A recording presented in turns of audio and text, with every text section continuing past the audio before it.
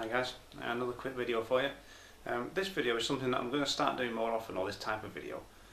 It's a Q&A video, so I'm going to pick comments and questions that get posted on YouTube, on my channel, in the comments, YouTube mail, direct email, where else, Facebook as well.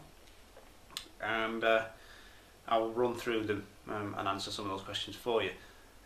It's only going to be related to the Canon 500D in general and photography, although I may steer some things towards New to Photo, that new site that we've started. So the first one that I'm going to run through is from my YouTube channel. One thing actually, it may not be the best place to post your questions on my YouTube channel. A direct message via YouTube may well be the best option, or post it on there if you want to, because sometimes I do answer them, and then send me the direct mail as well. Just copy it into that, because I'm guaranteed to get the email and answer it, whereas sometimes I miss some of the comments on the profile. The first one comes from Anna Joanna 6. Excuse me. And it says, I just wanted to know if I should get the twin lens kit, the 18 to 55 and the 55 to 250, or the 18 to 135mm kit lens. So this is a question about buying the Canon 500D with a couple of the kit options. Personally, I would go with the 18 to 55 and the 55 to 250 if you have the budget for it. Reason being is, it's going to give you the most flexibility. It does, however, mean you're going to have to carry more lenses around with you. So at some point it means you're going to have to get the camera out of the bag, take one lens off and then put another one back on, and that does obviously take a little bit of time. But you're going to have the 18 to 55 kit lens there, and that will do for landscape stuff. It's not ultra wide, it's fairly wide. It will do for portrait stuff as well, and then you can go telephoto for, again, doing some portrait stuff but a telephoto focal length, or you can do wildlife, sports, or more candid portrait work, say street photography, with that lens, and it will give you a good degree of flexibility. Like I say, it means carrying two lenses, a little bit heavier, and if you're looking for one lens to carry around with you, then I would probably start to look at the 18 to 200 lens, and because that's kind of a do-all. It's not quite as long as the 250, but it'll get you there, and it's also wide as well. So I hope that helps with that question. The next one is from Seriously a Vlog, again on YouTube, on the profile. I know this sounds really dumb. It says, I know this sounds really dumb to you. I just got my Canon 500D, and can you use the LCD screen to take pictures instead of placing your eye to the camera? Not dumb at all. It's a fair question. If any of you out there have been using compact cameras in the past, you'll know a lot of them don't have a viewfinder that you look through. They have a screen on the back that you look at whilst you compose and then take your picture. With a DSLR you can still do that, instead of using the viewfinder where you would bring the camera up to your eye, which is where I prefer to be, certainly when shooting. Now, on a DSLR the feature is called Live View, okay, and it's only available on the 500D in a couple of the shooting modes. It's in shutter, aperture priority, manual, and also program mode as well. It's not available in the automatic modes. It is used in the video mode by default, because otherwise you're not going to be able to know what you're taking video of. And it's activated. I will do a video specific to this, there goes my question sheet, later today, by pressing this button here, which has got the camera, the record symbol and the printer symbol on there to turn on Live View, and then it will bring up Live View. I will cover this in more depth. One thing I do want to say, just let me get the sheet, is that if you're looking to use this to take pictures rather than the viewfinder, then you're going to have to use an image stabilized lens, and you're going to have to bear in mind that it's slower at focusing when using Live View than it is normally.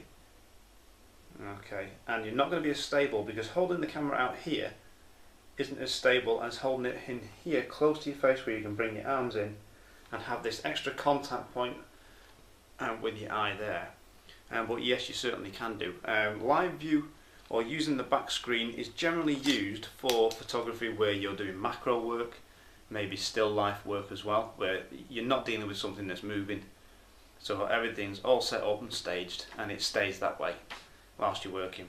But I hope that answers the question for you. Next question is from Tommy PH500D. Quite like that, PH500D. on the autofocusing, what is the difference? Okay, a little bit vague with this one, but what I think he means is what are the different autofocus modes. Okay, in live view it does use a different autofocus mode that will be covered in the live view video. But you have here, when you select the autofocus modes, one shot on the back of the camera, and you have AI focus and AI servo. Okay, one shot is, it will use the active autofocus point to confirm focus and then beep once it's got it. Okay, from here you've got AI focus, is where it will actually continuously track focus. Okay, and if it changes it will adjust automatically. AI servo, it will also track focus as well, both moving towards and away from the camera and also laterally through the frame. So that's the one I use for sports and when I'm shooting wildlife, example birds, because it will try to keep track of that subject by moving the autofocus points or moving to a different autofocus point and trying to maintain focus. You will have varied results with different lenses that you use. Some lenses are better at autofocus, at AI servo autofocus. Some lenses focus quicker than others. Usually the faster ones are the more expensive ones, go figure, so the Canon L lens. So hopefully that helps you there.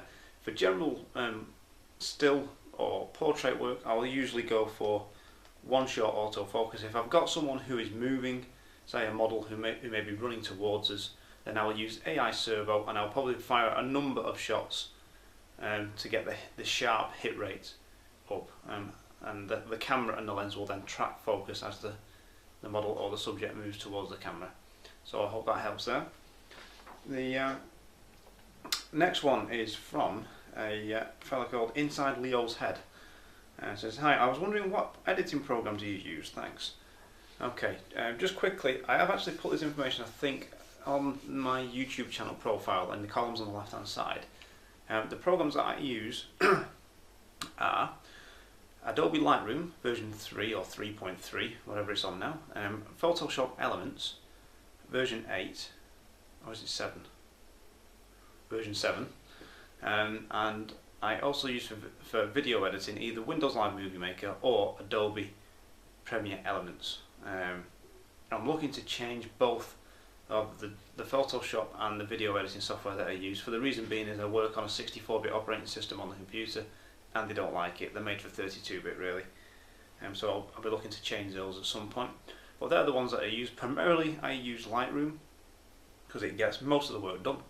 If I need to do any heavy work on an image, pixel moving or composites and stuff, then I'm going to have to go to Photoshop to do that. But for the most part I use Lightroom.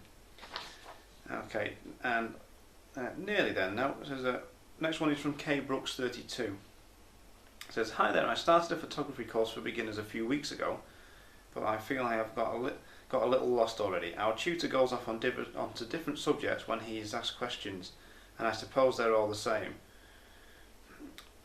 And I suppose that we're all the same, we want to run before we can walk.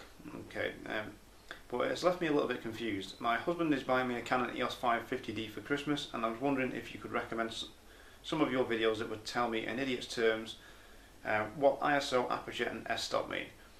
I usually take things in quite easily, but I seem to be struggling, I think because we don't seem to focus on one thing. Any advice or pointers? Okay, thanks very much for that email, Karen. I have covered a few things in some of the videos. I can't remember the video numbers, but they are there if you have a look on the channel. And also there are some on New to Photos channel as well.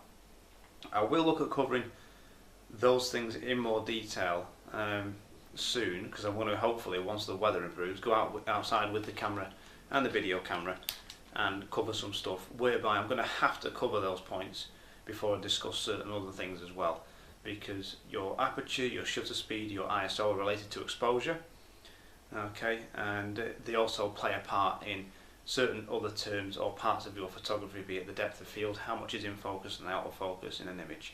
So we will cover those. Just quickly, if I can do, let's see how quick I can do this. You've got three things which cover your exposure. You've got your ISO, shutter speed and your aperture. Your aperture, think of it as a lens opening or a window. The bigger that window, the more light it lets in. Okay, the smaller that window, the smaller the aperture, the less light it lets in. Your shutter speed is the time value that your sensor is exposed to the light. So however much light is coming through that chosen aperture, that big window, that small window, then your shutter speed determines how long your sensor is exposed to that light. So the faster the shutter speed, okay, generally that means you're shooting in more light. As the light dims, if it gets late at night, if you come indoors, then your shutter speed generally needs to come down, and generally you open up your aperture to help as well. Your ISO, okay, will affect the camera's sensor's sensitivity to light. So, and that basically makes it more sensitive to any light that the camera is seeing. It works in a similar way as gain does with microphones. You turn the gain up, it increases the sensitivity of the microphone, but you do get some more noise as well, and you will get more image noise as you increase the ISO. So it's trying to strike a happy balance. Again, I will cover these in more detail again once I take this thing out in the field and we shoot some more videos. So just bear with me, I'm waiting for good weather for that, as well as a camera assistant as well. One last thing is, someone mentioned a button which is actually just below the lens release here. Now, they said in the question that I've not covered this yet, and I have, but I think only briefly in one of the videos. So you've got your lens release button here, okay, which if you press that and turn the lens, it comes off. Okay, and then just below that, you have got a little round button there. That is your depth of field preview button. So as you look through the viewfinder, you can set your aperture up for your depth of field that you want, and before you take your shot, you can hit that, and it will show you the effects of your chosen aperture on the depth of field, allow you to preview your results. Limited functionality really through a viewfinder, because the viewfinder is small on these things. May well help in in live view, but generally it's not something I really use a lot, because I know what an aperture is going to give me when a given depth of field. I know what it's going to look like with the lenses that I use, and I've learned that just through shooting basically and experience. So that's basically what it does. It does have an additional function whereby when you've got an external flash gun on the camera, it will actually cause the flash gun to strobe or pulse as a kind of a modelling light, so you can see where your light's going to hit. Another thing I never use, because it's just annoying for the person in front of that flash gun to be continuously strobed. So, and I imagine a result of inducing epileptic fits as well. So I don't generally use that, but that's all it is. It's your depth of field preview button there. So I hope these have helped the people that have asked the questions. I hope other people have found it useful as well. Let me know in the comments below, and I will try and do these as often as possible. And I'm actually making sheets or lists now of the questions that I'm going to answer for each video, so hopefully I won't cover things again and again and repeat things. I may have to go over certain things again, but we'll see how we go on. So thank you very much for watching. I hope the video quality is alright on this Kodak ZI-8 that I've borrowed, and the sound quality is okay on this Rode stereo microphone. And thanks for watching. I'll see you guys soon.